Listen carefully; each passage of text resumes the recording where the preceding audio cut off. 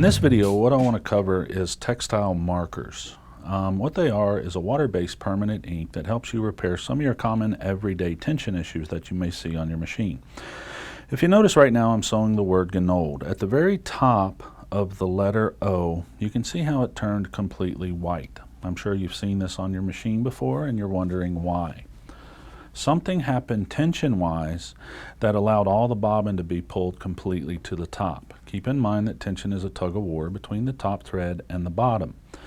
While this was sewing, I simulated that by simply reaching up to where my red cone of thread was and grabbing the thread and holding it.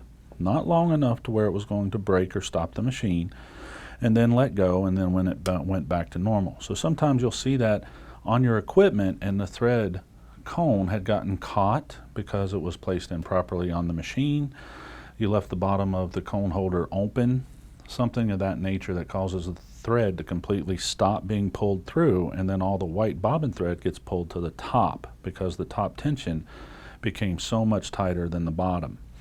And then you can see the rest of the O, it went back to normal. So what I did next is I removed my bobbin case. I completely loosened the bobbin case so there's no tension on it at all.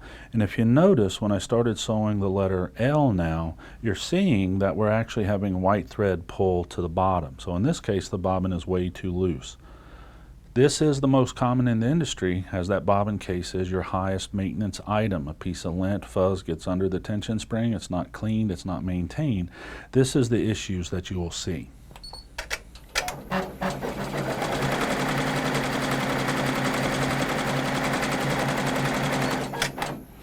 And if you notice, you'll see that the white is starting to appear around the edges of the embroidery. We're going to fix that in a little bit with our textile fabric markers. But for right now, before I finish this, what I'm going to do is remove my bobbin case, clean, fix, or adjust my bobbin the way I'm supposed to, and then reinsert back into the machine.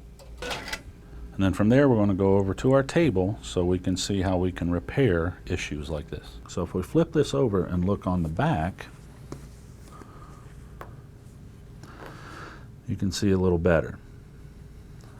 So from where we started with the GUN, pretty good tensions, okay? Nice consistent tight stitching on top.